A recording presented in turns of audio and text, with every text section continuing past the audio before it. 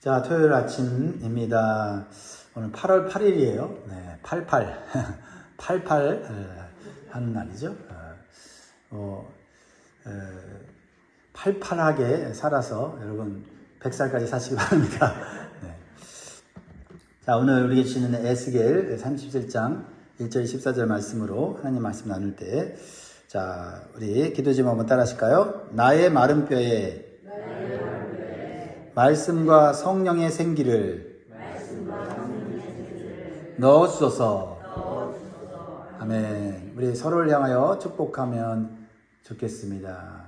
하나님이 당신을 영원토록 사랑하십니다. 우리 인사하겠습니다.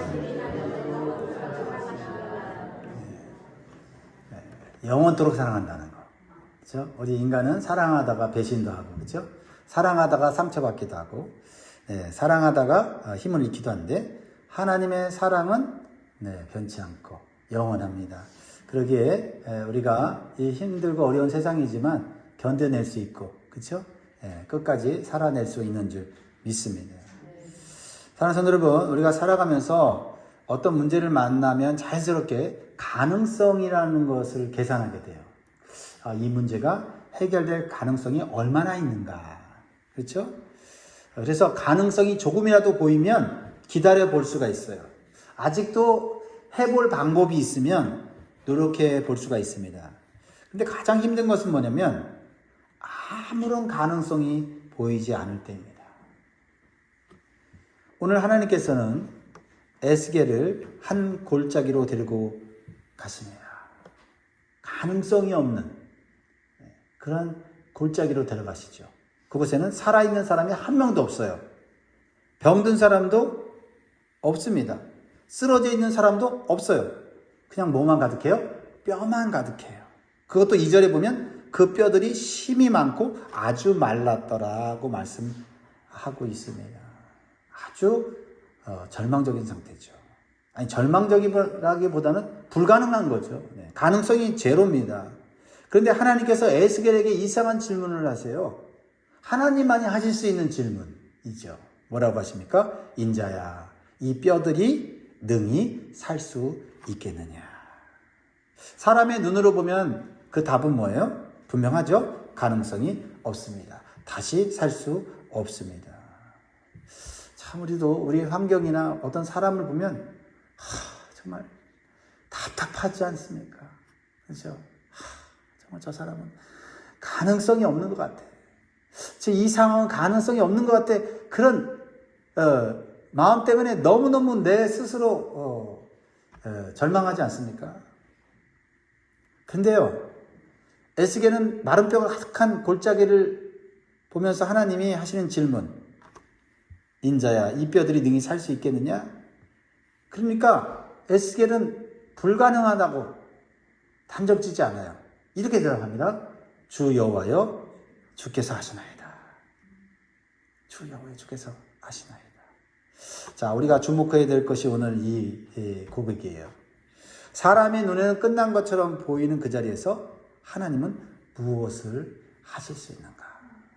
내가 아니라 하나님을 보면 하실 수 있다는 그런 가능성, 믿음이 생기는 거죠.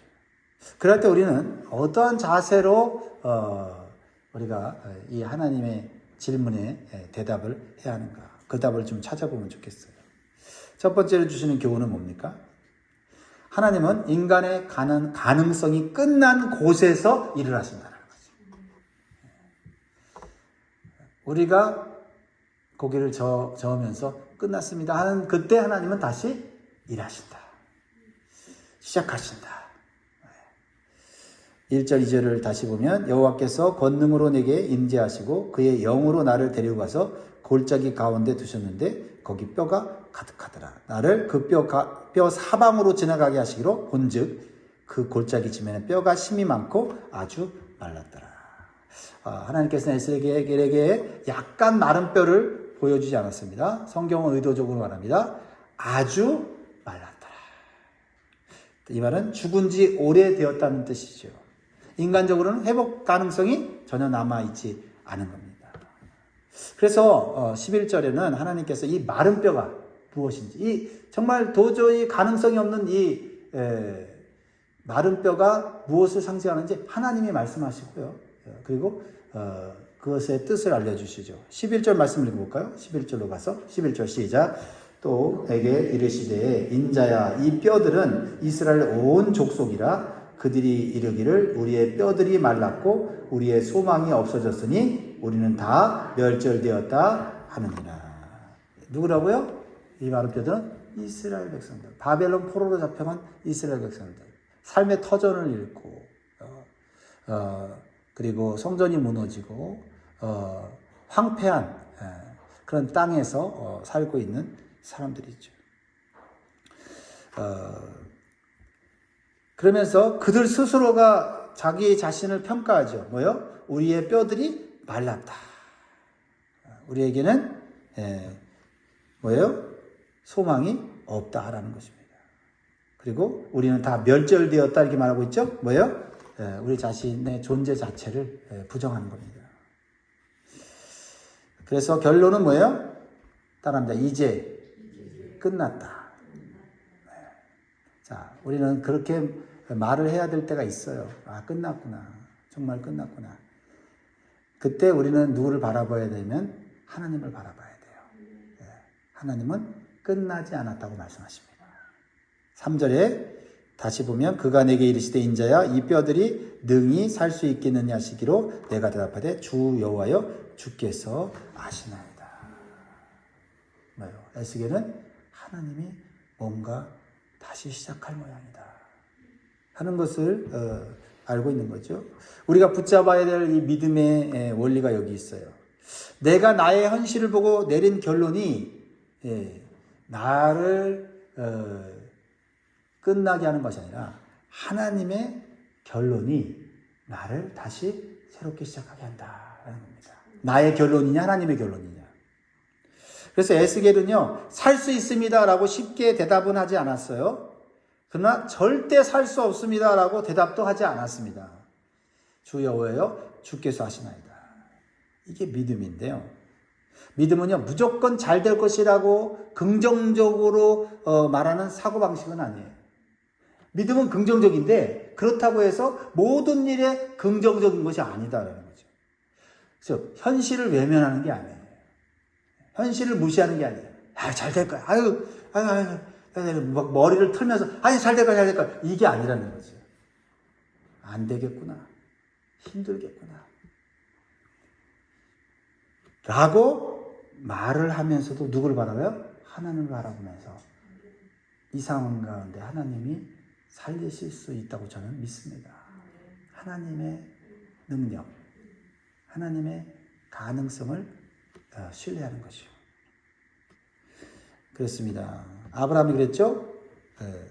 로마서 4장 19절에 자기 몸이 죽은 것 같고 사라의 태가 죽은 것 같음을 알고도 현실 부정하지 않았죠? 근데요, 중요한 건 뭡니까? 믿음이요. 믿음이 약하여지지 않았다라는 겁니다. 현실은 안 되는구나. 난 자녀를 가질 수가 없구나. 나는 이제 여기서 내 가문의 문을 닫아야 되는구나. 소망이 없구나. 근데 믿음은 약해지지 않았다. 하나님을 향한 믿음. 기억해야 됩니다. 하나님의 능력은 우리의 가능성에 의존하지 않는다. 우리는 재료가 조금 남아야 뭔가 만들 수 있잖아요. 그렇죠? 냉장고를 다 열었을 때 뭐 배추 쪼가리라도 하나 있어야 뭘 만들 거 아닙니까? 근데 하나님은 아무것도 없는 곳에서 창조하시는 분이십니다. 때로는 우리가 알고 아무것도 없는 상태로 만드실 때 있다. 그때 우리는 절망하며 분석하며 야 끝났다가 아니라 고개를 들어 주께서 하실 수 있습니다. 이렇게 고백할 수 있는 믿음이 있기를 바랍니다. 여러분의 가정의 문제가 너무 오랫동안 여러분을 괴롭히고 있습니까? 자녀를 위해 오랫동안 기도했지만 변화의 조짐이 조금도 조짐도 보이지 않지 않습니까? 어떤 사람의 그 모습이 도저히 변화 가능성이 없어서 그 사람을 포기하고 싶지는 않습니까? 현실을 부정할 필요는 없어요. 다만 현실을 보고 하나님의 능력까지 결론을 내리지는 말라라는 거예요. 주님, 제 눈에는 방법이 보이지 않습니다. 그러나 주님께서는 아십니다. 이게 주님이 기뻐하시는 기도고 주님이 일하실 수 있는 room을 드리는 거예요. 따라합니다. 주께서 아십니다. 우리 가정을 아시고 우리 자녀를 아시고 우리의 미래를 아십니다. 사랑하는 여러분, 나에게 가능성이 남아있기 때문에 소망이 있는 것이 아니라 하나님께 가능성이 있기 때문에 소망이 있다는 사실을 믿으시기를 주의 이름으로 축원드립니다. 그런데 여기서 질문이 생기죠. 그렇다면 하나님께서는 아무 가능성이 없는 마른 뼈를 무엇으로 살리시는가라는 겁니다. 그렇죠? 그래도 이제 살리신다고 믿지만 그래도 어느 정도 어떻게 살리시는지를 알아야 될 거 아니에요. 두 번째 준 교훈은요. 회복은 하나님의 말씀으로 시작한다는 거죠.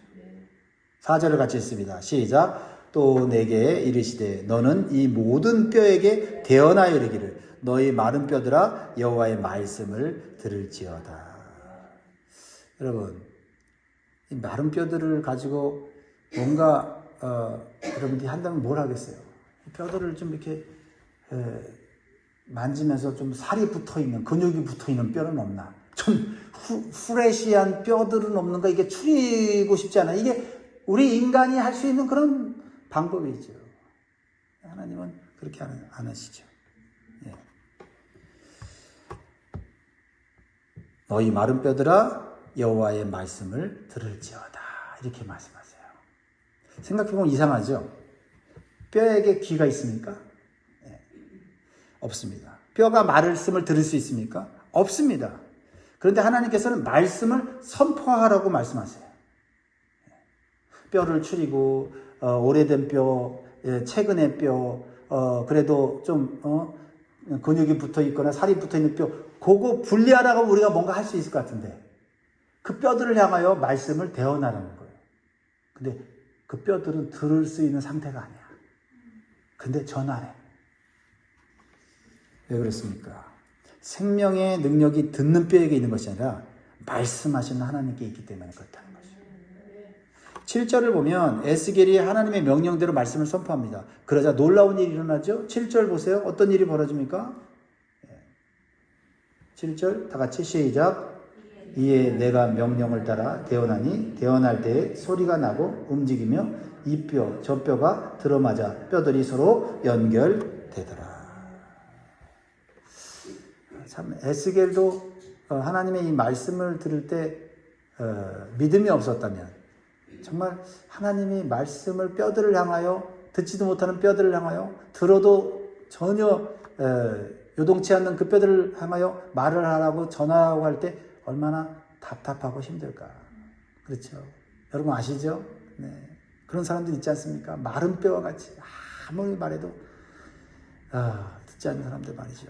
근데 하나님의 말씀을 우리가 믿고 하나님의 능력을 믿고 하나님이 명령하실 때 우리가 대언하면 역사가 일어난다라는 거죠. 거기에 전하는 자의 믿음이 반드시 필요해요. 말씀이 선포되자 어떤 현상이 일어납니까? 흩어진 것들이 연결되기 시작합니다. 무너진 것들이 세워지기 시작합니다. 질서가 없던 곳에 질서가 생기기 시작하는 겁니다. 이것이 하나님 말씀이 하는 거예요. 하나님 말씀이 하는 거는요, 그냥 기적이 아니에요. 질서가 생기게 만들어요. 질서. 무질서한 거는요, 그거 기적 아닙니다. 기적같이 보이지만 그 어쩌면 무질서한 속에 일어나는 이상한 현상들, 기적들은 마귀가 일으키는 것일 수 있어요. 하나님이 일으키시는 기적은 뭐예요? 질서가 생겨요. 질서가.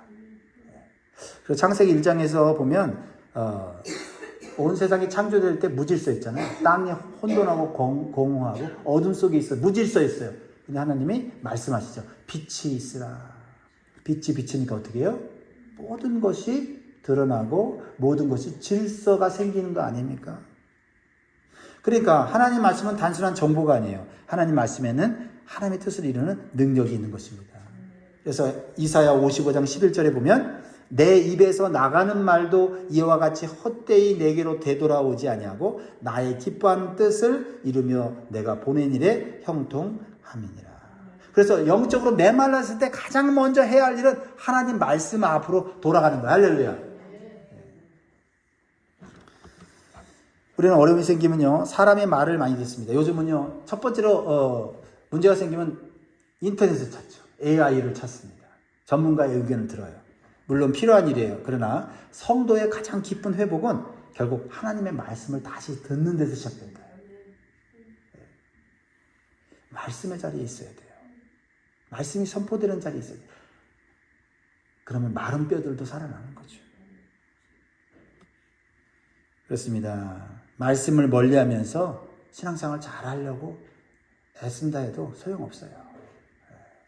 말씀 가까이 있어야 되고 말씀이 들려야 되고요. 그 말씀을 내가 받아들여야 된다.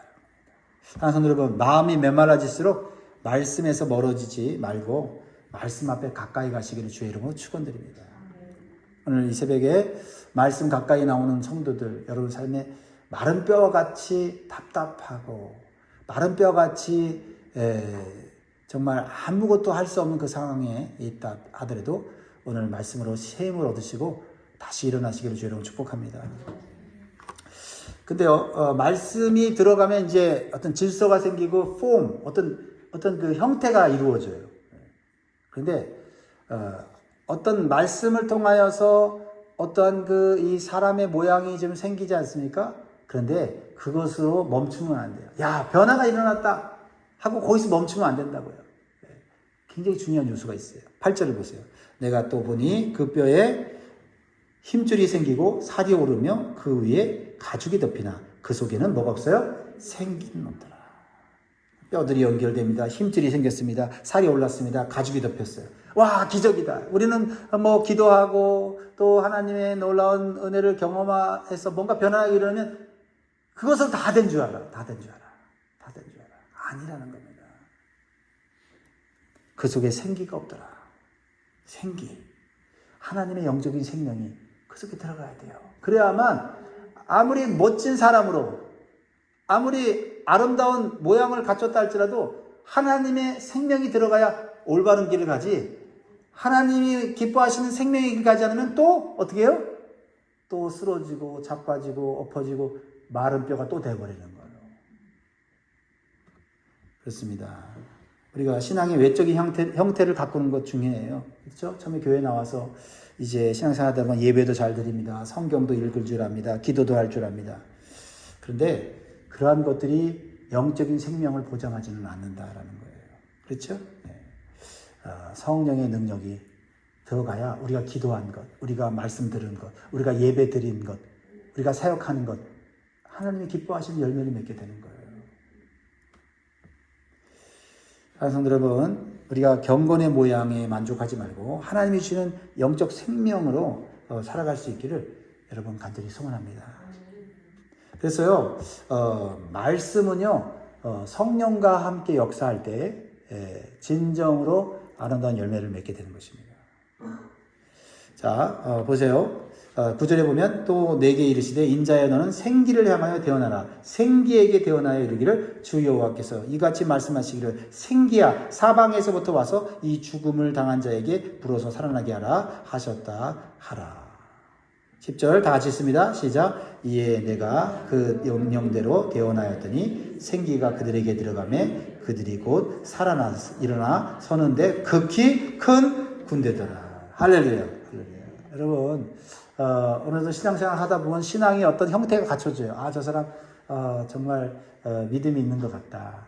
참 열심히 봉사하는 거 보니 저 사람은 참 교회의 직분자답다. 이런 어떤 형태, 신앙의 형태가 이루어지지만 하나님의 생기, 이 생기가 들어가지 않으면 이제 껍데기만 남는 경우가 있다 이 말이죠. 하나님의 생기가 계속해서 공급이 돼야 돼요. 공급이 돼요. 그것은 우리가 노력하고 수고한다고 되는 게 아니에요. 물론 우리의 노력과 수고가 말씀을 읽고 기도하고 봉사하는 일이면 좋은 일인데 거기에 뭐가 빠지면 안 돼요? 성령이 빠지면 안 된다. 성령이 빠지면 하나님의 영이 들어가서 우리에게 생기를 주어서 우리의 봉사가 기쁘고 우리의 기도가 즐겁고 우리의 헌신이 정말 하나님이 기뻐하신 뜻대로 이루어져야 된다는 거예요. 할렐루야, 할렐루야. 그래서 우리는요 하나님의 말씀을 듣고 은혜를 받았다면 우리는 한 가지 더 구해야 돼요. 하나님 나에게 성령을 부어주셔서 하나님의 뜻대로 일하게 해주십시오. 뜻대로 일하게 해주십시오. 말씀에 은혜 받는 데만 머물러 있으면 안 되고 하나님의 뜻대로 행할 수 있는 능력을 부어주십시오 라고 기도해야만 우리가 또다시 메말라지고 또다시 우리는 마른 뼈가 되지 않는다라는 것입니다. 자, 마지막으로 주시는 것은 하나님의 회복은 단순한 생존이 아니라 사명으로 이루어져요. 다시 한번 10절을 보면 이에 내가 그 명령대로 되어놨더니 생기가 그들에게 들어가매 그들이 곧 살아나서 일어나 서는데 극히 큰 군대더라. 살아났다는 자체도 굉장히 큰 기적 아닙니까? 큰 기쁨 아니에요? 죽었다가 살아났으니 얼마나 신이 나겠습니까? 흥분되는 일입니까? 그런데 살아있다고 해서 사는 게 아니라 이 말이에요. 큰 군대가 되었다.